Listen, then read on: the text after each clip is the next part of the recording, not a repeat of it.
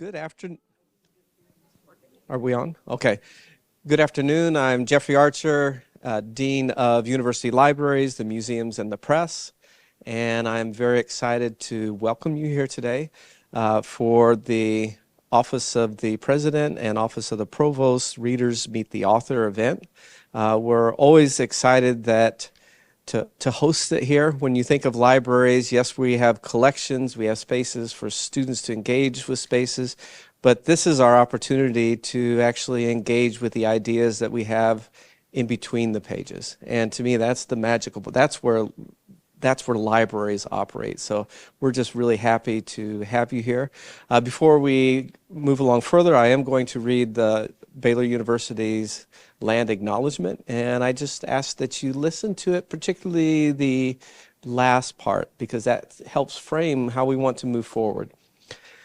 We respectfully acknowledge that Baylor University in Waco and its original campus in Independence are on the land and territories originally occupied by indigenous peoples, including the Waco and Tawakoni, the Wichita and affiliated tribes, the Tonkawa, Comanche, Karankawa, and the Lipan Apache.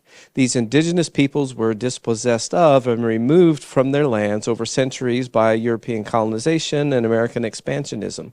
In recognition that these native nations are the original stewards of Baylor's campus locations, the university strives to build sustainable relationships with sovereign native nations and indigenous communities through educational offerings, partnerships, and community service. I now ask for Dave Nelson, the Executive Director of Baylor University Press, to come forward. Thank you, Dean Archer, and thank you all for coming today. On behalf of Baylor University Press, it is my great pleasure to welcome you all to this conversation this afternoon with Professor Philip Jenkins, who is the author of numerous books, including this book, that we will be discussing today. I dare say it's a beautiful book, A Storm of Images, Iconoclasm and Religious Reformation in the Byzantine World, published by Baylor University Press last fall. We are in for a great conversation today. This is the second book that we have had the pleasure of publishing, working on with Professor Jenkins, and we have a third one coming up this year. And what I would say about working with Professor Jenkins is this: we know what we're going to get, which is great as a publisher. What we are going to get is outstanding, world-class scholarship, scholarship that is in the vanguard of the various topics that he explores, and equally important, scholarship that is written in a fast-paced manner that is for readers. And he writes in such an effortless way on topics that can otherwise be very difficult to understand. As one of our endorsers put it on the back cover, you can't put this book down.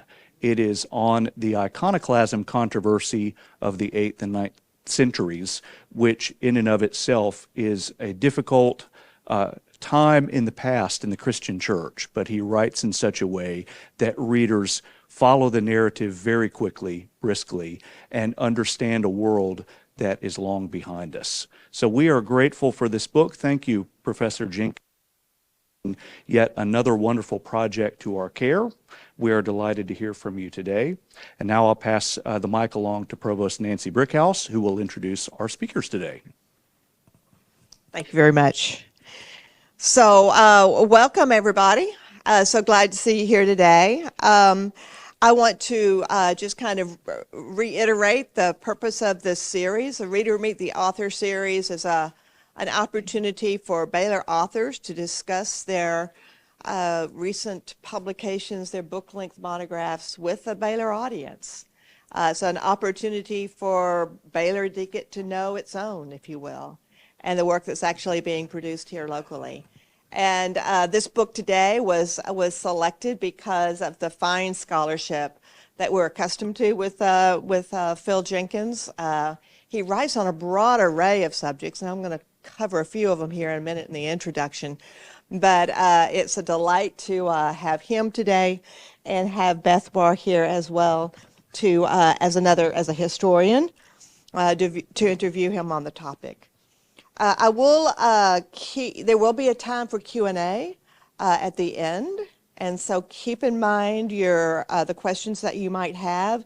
Those of you who are on Zoom can put your questions in the chat, and we'll get to it at the end. So, about the author and the interviewer.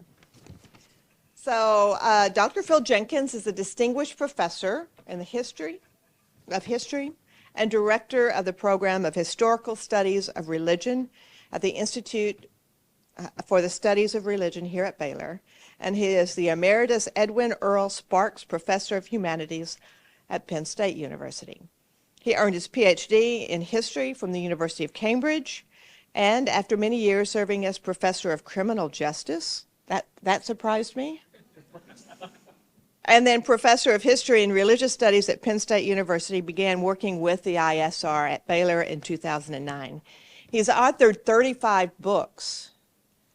So, I mean, honestly, he's producing about a book a year. I mean, that's a pretty rapid clip.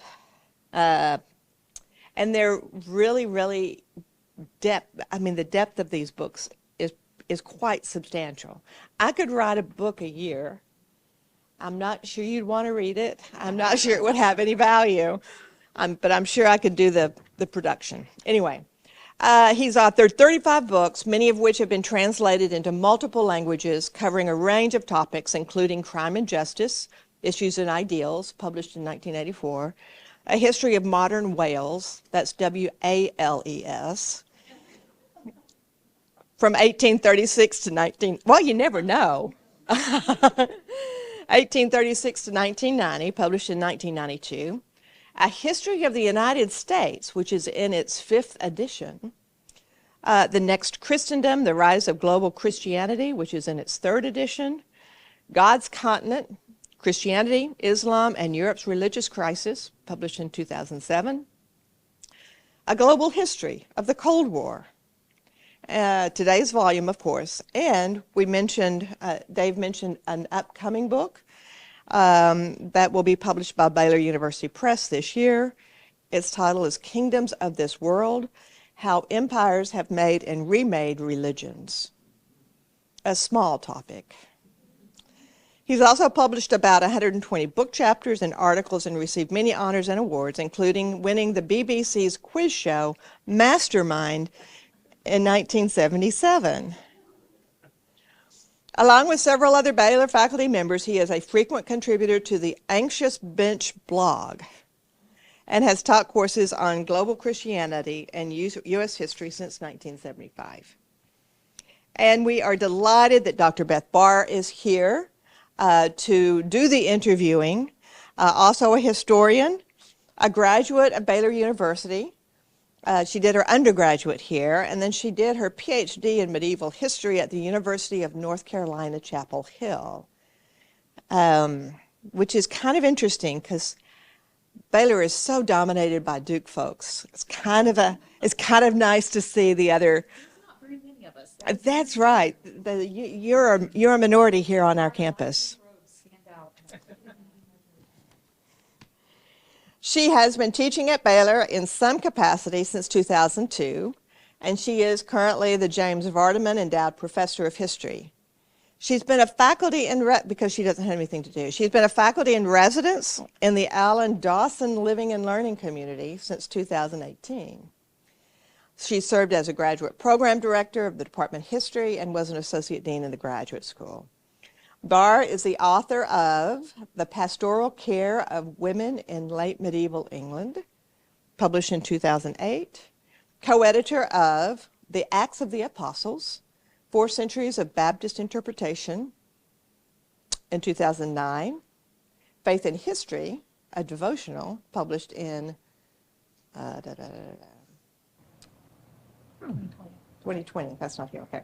And, of course, the book that I think many of us are familiar with and was actually the subject of A Prior Reader Meets the Author is The Making of Biblical Womanhood, How the Subjugation of Women Became Gospel Truth.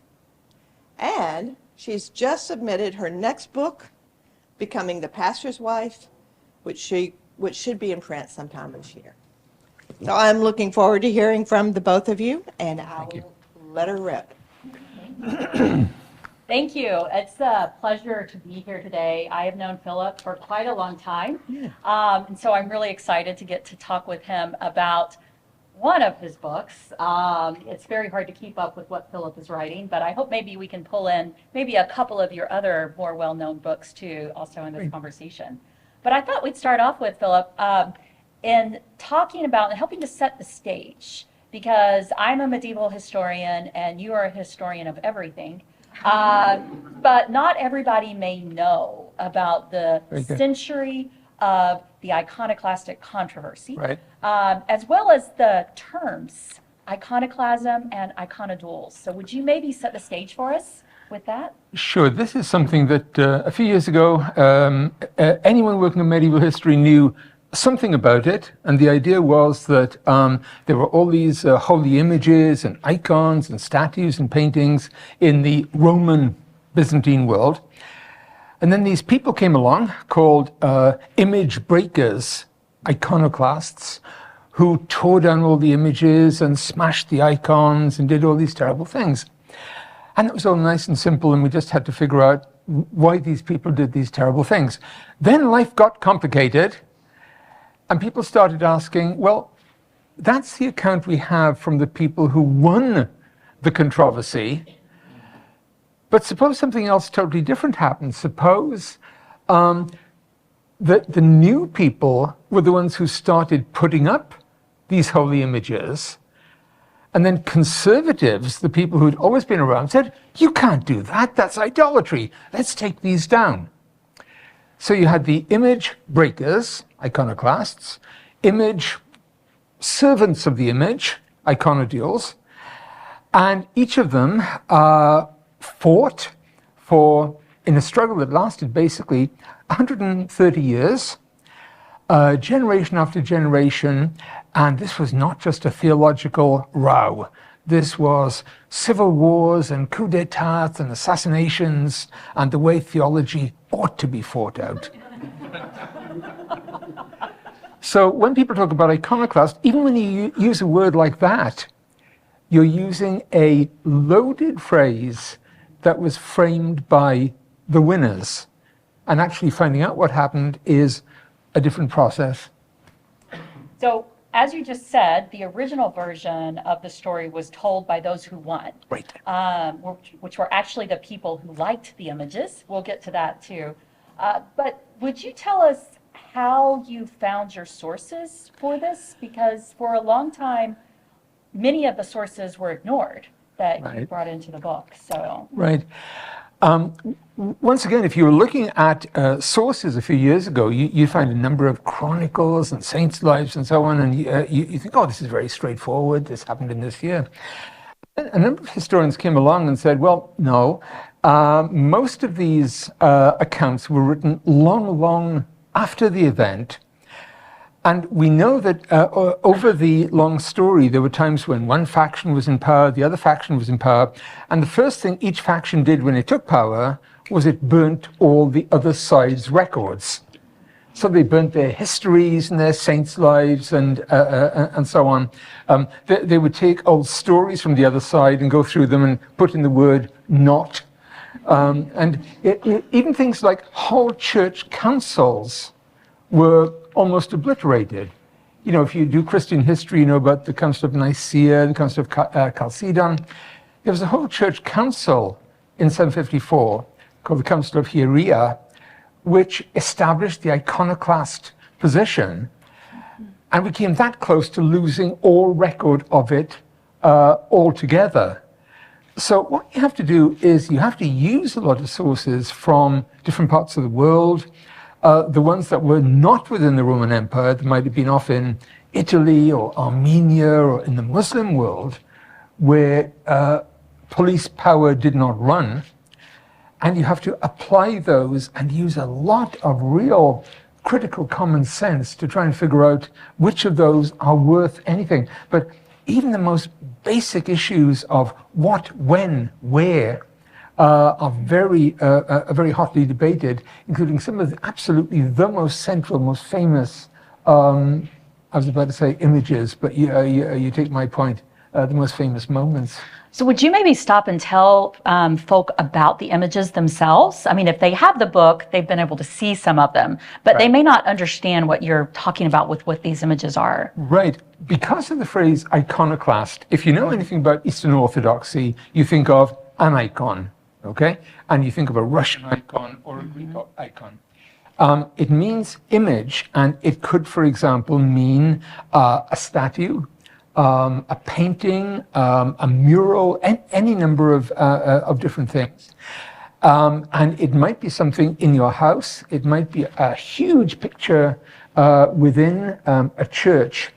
And there's one of the famous gates entering Constantinople is called the Bronze Gate, the Halke Gate. And at different times, it had an enormous image of Christ on it. And so they call that an image, an icon. And in the century or so before the controversy, images became more and more, what shall I say, aggressive in their claims. Mm-hmm. You see this image here. This was painted personally by the Apostle Luke of the Virgin Mary. You see this picture here. This is a picture of Jesus that was done by somebody at the time. Here is a face of Christ that is a miraculous face. And obviously, all these images attracted miraculous stories. People would come along and pray before them. And the question then arose, and it's always a tough one, when is somebody praying in front of an icon, using an icon, as opposed to praying to the icon? And that is what a lot of the controversy is about. And I'm sure we'll be getting into this, but that then got into the issue of what the Bible says. Isn't that like a graven image? And you read it in the Old Testament in Greek, and it's full of terrible things that you must not do before a graven icon. There's so many different ways we could go. I think hopefully you got a flavor if you haven't read any of Philip's books before, but Philip is extremely good at pulling in the global picture and helping us know that what is going on in the West is connected to what's going on in the East as well as with the rest of the world. And so one of the great strengths of this book, I think, is how you pull together the story of not just what's going on in the East, but you also connect it to what's going on in the West. Right. And so could you maybe tell us a little bit about that? I actually have a couple of students in here, and we've been talking about the rise of papal primacy in my medieval Europe class. Sure. And in some ways, that story is embedded in the iconoclastic controversy. Right. Think of the chronology here. Islam rises in the 620s. It conquers a large part of the Middle East, North Africa. And that means many things. First of all, it means that you have these very, very successful armies fighting the Romans, fighting the Byzantines. And why are they so successful? God is on their side. And the reason is we worship idols. These Muslims, they're superior to us. We must respond to them, so we will become more anti-icon, anti-image than the Muslims. Talking about the West, between 650 and 750, there is a huge wave of Christian refugees, emigres, and what you might call asylum seekers all around the still Christian world. For 150 years almost, virtually every pope is of Greek or Syrian background. If you're in Rome and you're in the high point of the Catholic Church and you don't speak Greek, don't bother. This is no longer a Latin. In fact, I have a phrase. See that place? It's called the Lateran Palace, and they so call it because it's the only place in Rome where they speak Latin. It's not true, but that is what people used to say. The papacy is basically an arm of the Roman Byzantine government. The emperors just appoint these civil servants to the papacy. And then in the 720s, 730s, the emperors become more anti-image, anti-icon, iconoclasts. They take down these images, they whitewash them, they destroy them. And this really shocks the popes. And the popes aren't under this kind of immediate Muslim threat directly. And so they say, no, we can't put up with this. What you're doing is blasphemous. And when rebellions start arising in Sicily and Italy, the popes get behind them very subtly, but they do support them. Byzantine emperors are not good at tolerating dissent. And so they reduce the powers of the popes, they take land away from the popes, they try to assassinate people. That's just fairly customary and nothing to get upset about at the time. But what that means is, if you're writing a history of the papacy as an independent institution, it is under the thumb of Roman emperors from 320 up to about 720, and it's at that point, 720s, 730s, that it has to become a free-standing institution. Mm-hmm. And we can't get protection from the Roman Empire. Any other empires around? There's a man over there in France who would like to be an emperor, and that's Charlemagne. Well, sir, we can offer you an imperial coronation. Can we talk?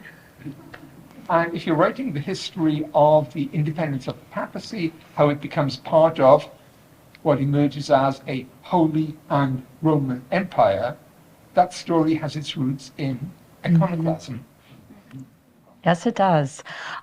Something else that I think is important in this story is, I think often when we think about Christianity, we think about it as being sort of a smooth road from the first century all the way through, and what we've inherited today is directly connected. And what we forget is that there were, for almost 1,000 years, what we consider to be competing Christianities, that we have different, and that there were different, and that at any time, some of them became more powerful. If you think about the Visigoths and you think about et cetera. Can you tell us a little bit about the competing Christianities with the theology of the iconoclastic controversy?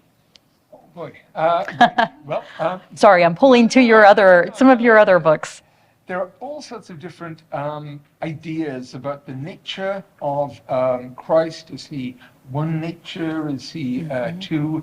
There are large parts of the Christian world that were in basically open rebellion against the Roman emperors because of different theologies. At any given point, there are probably maybe 4 or 5 different churches, independent, freestanding, not speaking to each other, ruling large sections of the Christian world. And some of these are some of the greatest missionary churches in history, like the great Nestorian churches, that at the time of this have power stretching from literally from Baghdad to Beijing. And there are huge church stretching deep into East Asia. There are also some interesting movements around. And we all think, well, you have all these heresies like the Gnostics and all these strange people, and they all disappear in the 4th and 5th centuries because that's the point at which scholars stop writing about them. They don't disappear. They carry on, and there are large movements in the Roman Empire all through this era. And some of these movements seem to influence iconoclasm. There are Jewish Christian groups, and one of which produces an emperor in the 820s. Jewish Christian group hates images, hates any depictions of Virgin Mary, and suddenly the emperor is in power. What's his first statement? There'll be no images, there'll be no depictions of the Virgin Mary. The Christian world is much more diverse than we ever think. It is not just one grand church. It's not just Catholic and Orthodox. It is many different groups. And if you're a Roman emperor, you have to figure out who can you least afford to offend very seriously. For instance, one area I talk a lot about is Armenia. Very powerful part of the empire. Large section of the army is Armenian, and they have these very strange, very different religious views, and you had better not offend them. These heretical groups There's one called the Paulicians. They have their main headquarters in Armenia. It was very much like, in some ways, a modern Western state having to balance all the different churches and denominations. Out of nowhere, Ulysses S. Grant had a famous line about he had to deal with three political parties, the Democrats, the Republicans, and the Methodists. And it was a little bit like that. You had to figure out which denominations to deal with. So it's a complex story. With that, you've told us how theology, as well as politics, and also the rise of the Muslim armies, et cetera, and the threat in the East contributed to the iconoclastic controversy. Can you always, because I also know you like to talk about this, can you tell us a little bit about what's going on with like natural disasters and in the environment that also might be contributing to the rise of iconoclasm? We use the word Byzantine, and I use it here for reference.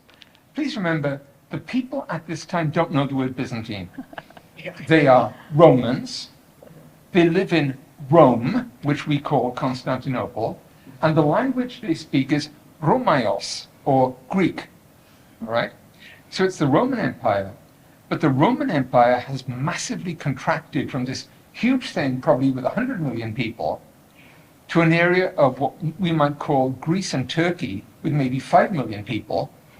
The whole empire has a population about the size of Scotland or Denmark. And one reason for that is we're in the middle of one of the most catastrophic ages of climate and related natural disasters and plagues in human history. A great series of volcanoes developed in the 6th century, which caused famines throughout the world. That then begins a plague which runs into the mid-8th century. And if you read these chronicles, you'll very often read, something about the emperor decided this and the bishop decided this. Oh, by the way, there are icebergs floating in the Black Sea, literally. And many people think that what actually immediately drove the start of the controversy about the year 720, the Emperor Leo III had just won a desperate victory against the Muslims. And a super volcano erupted in the Mediterranean called Fira. There is pumice floating in the sea, there's ash descending everywhere, the sky is dark. And if in the context of that time you are not getting a sense that God is angry and out to get you, you are missing the point. What can I do? Well, what the Muslims do at the same time is they start becoming much less tolerant of Christians, much less tolerant of images. So you have an escalating race, an image race of who can do most to suppress images. We are holier than you. We have removed more images. Yeah, well, we can do these. And up until about the year 720, the Muslims are really very, very tolerant. And it's from the 720s that you start getting some Muslim rulers who've become fiercely intolerant. And the emperors have no option but follow suit. And by the way, iconoclasm goes through a couple of phases, and the second one develops between 810 and 815. And if you want to choose the worst time to be alive in the first millennium, that is probably it. It is volcanoes, it is natural disasters, it is famines, it is plagues. It is, God, we have got the message.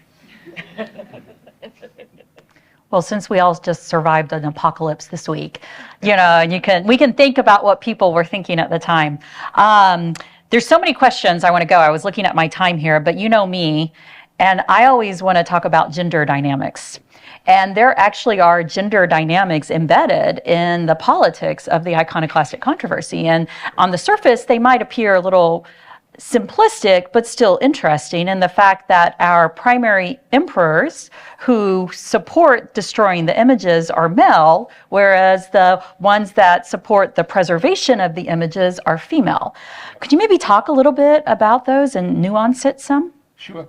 Because our sources are so patchy, it's very hard to make general remarks, but many, many people through the centuries have suggested that it is women who support the images.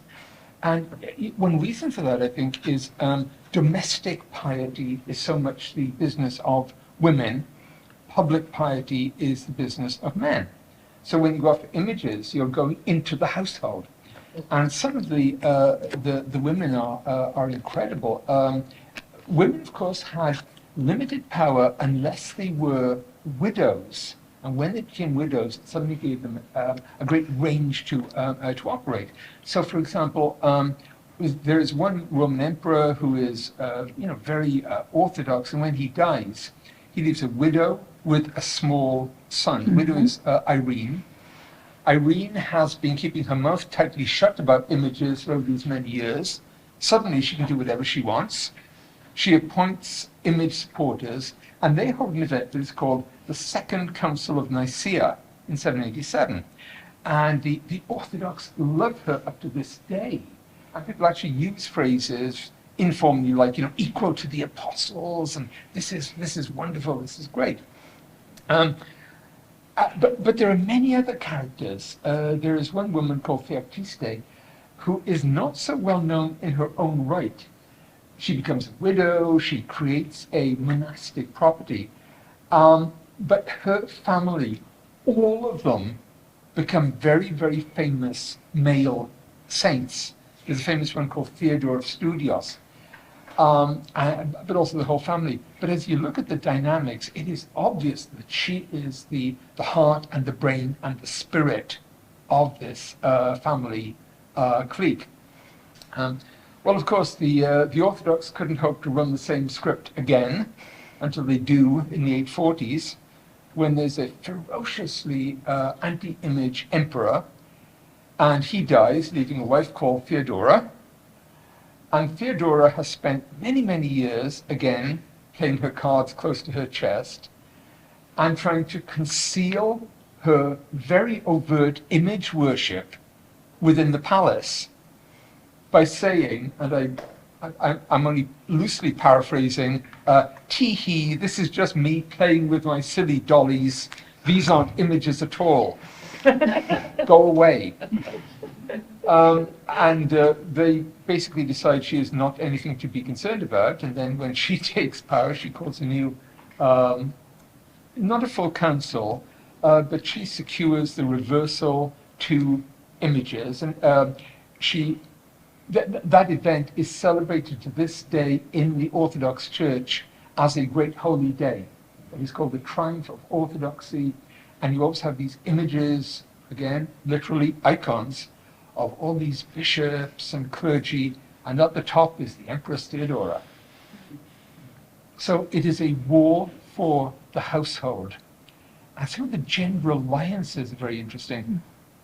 You have a ferocious anti-image emperor called Constantine, a very powerful, very overwhelming character.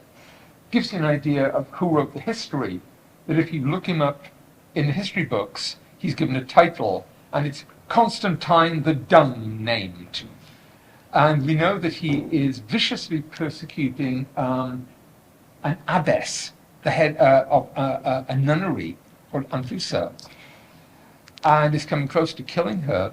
But the emperor's wife has a good relationship with Anthusa because they're discussing her pregnancy. And when the emperor's child is born, it's called, altogether now, Anthusa. And get all this sense of the domestic politics, domestic conflicts. And as I'm sure Beth would not be in disagreement with, if you try and tell the story without taking account of that gender dynamic, you're missing a very large part of the story. Yes, indeed. And we could talk a lot about the religious power of these women during this time. But let's move it up, the conversation, a little bit more contemporary, because I think this is one of the brilliant things also about this book, is when, on the one hand, the iconoclastic controversy takes place in a world far, far away from us. But yet, what we see happening in the Byzantium era is something that is still common in our world today. And this is using, I think you have a lovely phrase where you say it's the control of the visual landscape, and that there is power, there's political power and religious power in controlling the visual landscape. And so could you maybe talk about that a little bit in context of some contemporary control of the visual landscape that we have? Well, looking at a galaxy not too far away, like in Waco, look at debates over historical plaques, look at debates over statues of names of buildings. Look at the year 2020.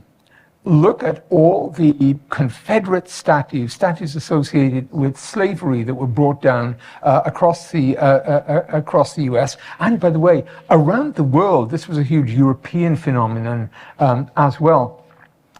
And think about it. Why were people doing that? And partly, we are offended by the statue of Nathan Bedford Forrest. We need to get rid of it. But it also sends a symbolic message, which is very powerful in all societies. What happens when somebody takes down a statue? It is a statement that we have the power to take down this statue. You do not have the power or the will to prevent us taking it down. It is a very powerful symbolic statement in its own right. You know, there's a phrase I always like, John Calvin has this famous line about the human mind is a natural factory of idols, of images. I suggest the human mind is a natural factory of iconoclasm. When there is a revolution or a reformation or a new order, what do? We destroy the visual symbols of the old to create a new blank slate, a 0 hour on which we can build anew. So in a sense, what happened in the United States in 2020 was an iconoclasm crisis of its own kind. And as in the original crisis, it has a couple of phases. The long build of those images over basically close to over a century, and the very sharp destruction. And the sharp destruction itself sends a message of, all the assumptions you grew up with, they don't apply anymore. We can go up to the statue and destroy it. So I think it's a great object lesson, and you can draw other examples. Around about 1990, for example, what happened with statues of Lenin and Soviet troops in Eastern Europe. If and when a European war breaks out in the Baltic region, we know exactly what will happen. Somebody will take one of the statues of the Soviet soldiers who liberated those regions in 1945 and destroy or desecrate it, and the Russians will use that as an excuse to invade the Baltics. Of course, I'm not making any projections here, but yeah, if you look at the rhetoric, did I use the word there? Desecrate. The idea is these images are as holy as, look, this image was made by Christ himself. Now, the power of images, I think, is something that we still know, and it's. I think it's something we always need to consider. I think also, thinking about the images as holy images, if we think about the parallels between the iconoclastic controversy and then also the Protestant Reformation. Yeah. I mean, I was really struck by how the Byzantine iconoclasts used imagery. The imagery that they replaced the images with were simple crosses, which is something that we see again in modern Protestant world. So could you maybe talk a little bit about that parallel as well? Sure. I went back and forth about using the word Reformation in my title because, are you really drawing analogies between these very different periods? It's absolutely unavoidable. I mentioned this great Emperor Constantine. And you look at what he wanted, and they wanted a society, first of all, without monks and nuns. I mean, there are episodes where they will gather all the monks and nuns in a particular region and say, you can quit the order today and get married, or you will be blinded today. Very, very, serious and immediate threats. They do not want holy images. They do not want crucifixes. Crosses are fine.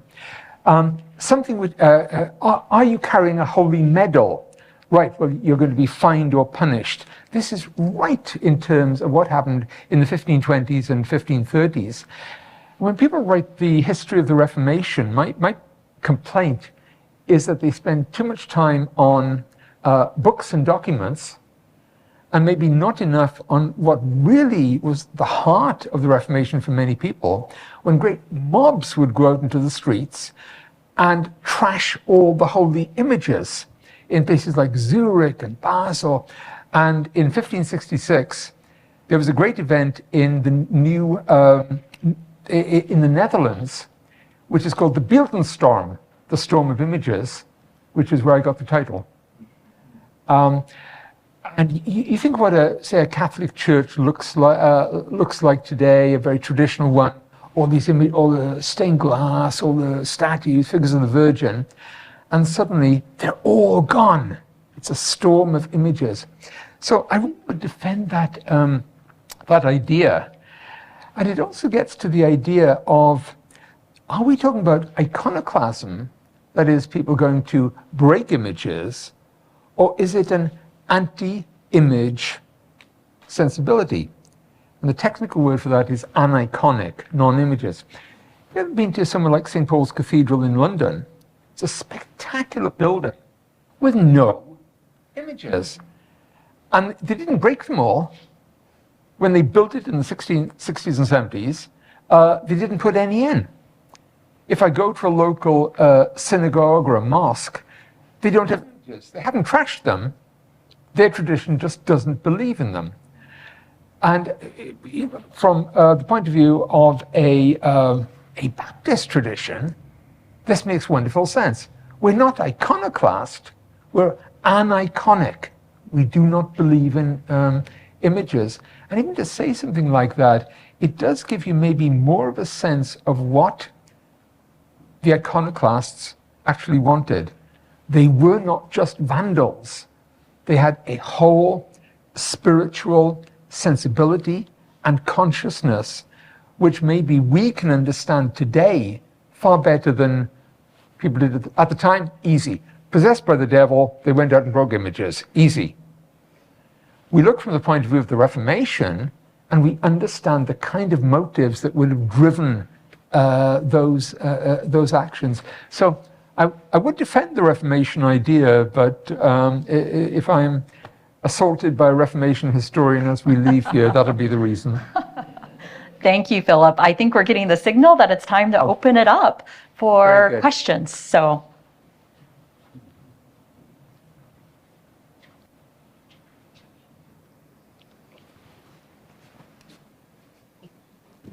Thank you for such an interesting conversation. I'm curious about if you could talk, Philip, a little bit about how you chose what images to include in the book and what images are in the book.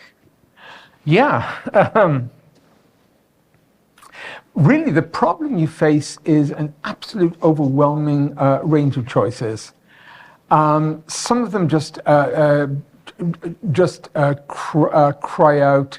And by the way, in a sense, some of the most interesting ones are, of course, the ones that no longer exist. Wouldn't it be wonderful to illustrate these kind of spaces and holes? I will leave you to look at the copies yourself and see what we actually have. But it actually raises an interesting issue about, if you know anything about orthodoxy, Orthodox Christianity, how amazingly important images like this are today. Every pious Orthodox home will have an icon corner, and that is the first thing you greet when you walk into the house. The act of painting an icon is a sacramental procedure. It's so impressive. I won't bother to describe the individuals, but there's one very famous one which federal law requires that any book on iconoclasm has to feature it. After the defeat of the Iconoclasts, one of the leaders of the movement was called John the Learned, and he was sent off into exile. And exactly the day he was sent off into exile, somebody was illustrating a great psalter, a psalm text, and he did this lovely parallel. And in the back, you can see the crucifixion, and a Roman soldier is lifting a sponge with wine up to assist the dying Christ. And in the front, you can see John the Learned holding up a pole in exact parallel, but he's got whitewash and he's painting over an image of Christ. Subtle? No. But if you look in books on iconoclasm, probably about 9 out of 10 have that as the cover. And that was my one requirement of Baylor Press, that we used anything else. Cats, yes, anything, just not that.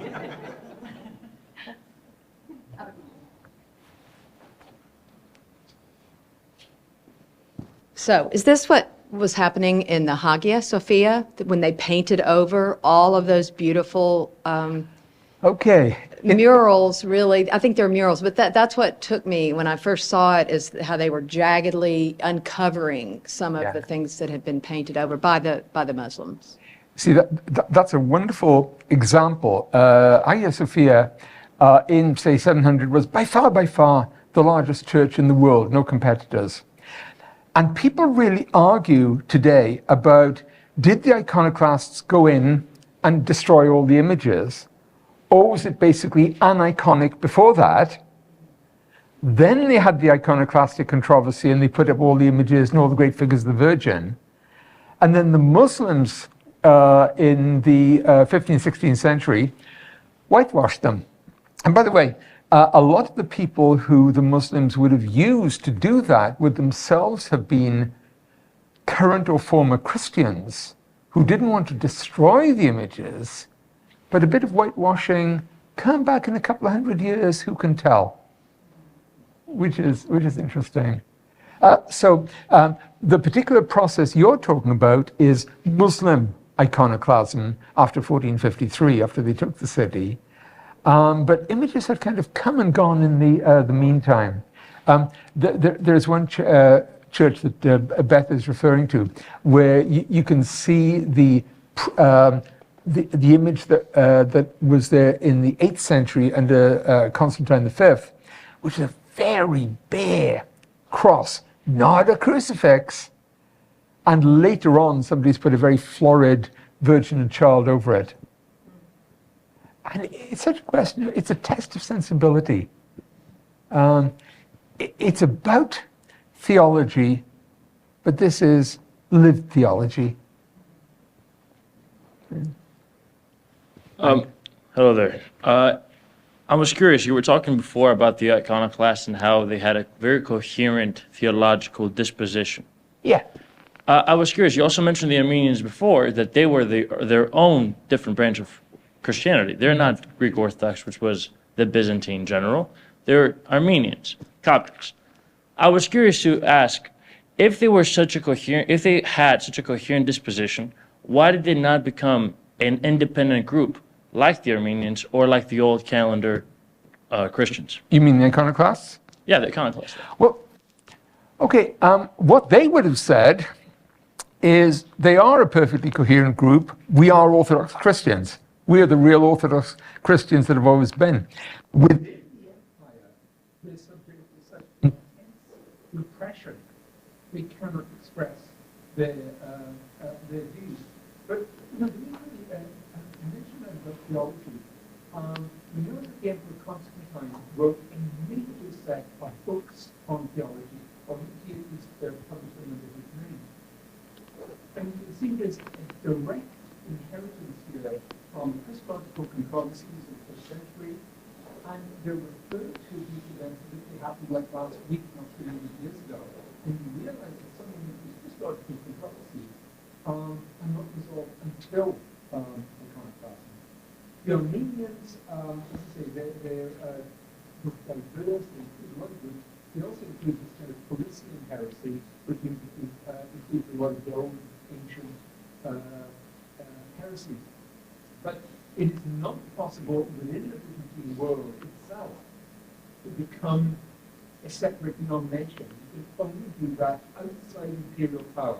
If you want religious liberty as a Christian, simple answer, go live under the Muslims. You can do whatever you want. You can just see whichever church, whatever you want. There's one of the mysteries, there's an absolutely brilliant Orthodox saint in the Confirming Masters. Wonderful character. And he writes these devastating attacks against Iconoclasm. And the question is, so why isn't he being crucified? Why isn't he being killed by the other government? And the answer is, he lives in a nice, tolerant place for Damascus. Well, he also wrote that the icons. I've read the treatise. But he also refers to the icons that they symbolize. That's where the Orthodox Catechism comes from. One of the icons. So I don't know. I'm afraid it seems rather improbable that such a strong sect would be unable to unite and establish their own, let's say, tradition, like denominations that broke off, like old calendar Christians. That I don't know, but. My thought would be that they are in a very repressive political world that any kind of dissent is absolutely unacceptable. So if you want to hold iconoclastic views, you absolutely can, outside the empire. And some of the sects, I think, do continue in that way. I'm thinking movements of this heretical movement called the Vardaman, who are very strongly iconoclast. And if they actually expressing those views within the Roman Empire, you would avoid. So religious debate of that kind of forming a sect is not possible. You have to do it outside the imperial world.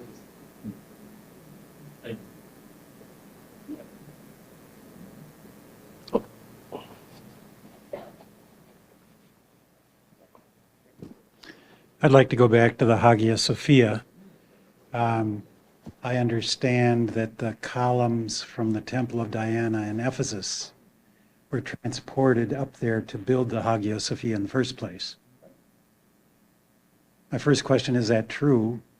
Second question is, what's the significance of it, iconoclastically? I'm not sure that I don't know that. I don't know that story. That's building quite Yeah. I was asked to give you the box. Your mic has died. Oh, I'm sorry. I'm sorry. Yeah. When they're building it in the 530s, 540s, I don't know. Why it strikes me as very plausible is we know that Ephesus was a very great city of the ancient world, which precisely in the 6th century was dying because coastal change and climate change had so moved the city inland that it was almost a dead city. So there would be ruins.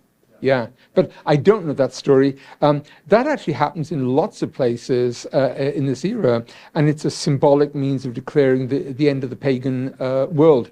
St. Paul's Cathedral in London, they build over the site of a mighty Anglo-Saxon pagan temple, and in later centuries, they excavated thousands and thousands of the skulls of bulls on the site.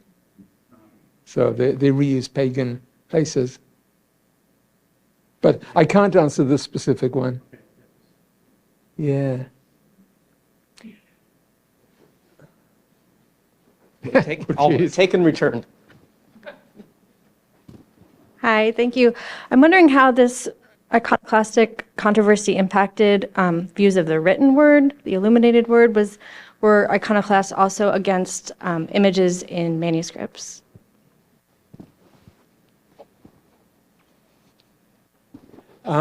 It depends what the images were. So if there were images of saints of Christ, then yes, in any format. And most of the early debate was very specifically about Christ. In other words, if you had an image of Christ, it's automatically heretical, they said. If you're just portraying one nature, the human nature of Christ, then you're a one nature person, and you've got this bad idea. And how can you possibly portray both natures of Christ in writing? And this is a lot of the debate. But as it goes on, it becomes much more wide-ranging, and there's a challenge to all the saints, and especially the really nervous one, the Virgin Mary, which is, again, why this era is so much like the Protestant Reformation. Mary is so much at the heart of these debates. Yeah.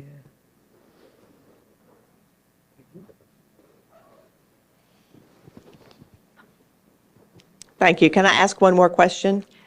So I have some experience with art conservators. And my experience is that the faculty members in art conservation are willing to take risks that nobody else would. Going into war-torn areas to rescue what they consider to be important relics of culture. I'm wondering if there are interesting cases here. I kind of wonder, these things get shattered, but were some hidden away? Were there some champions, some brave champions that are a part of this story?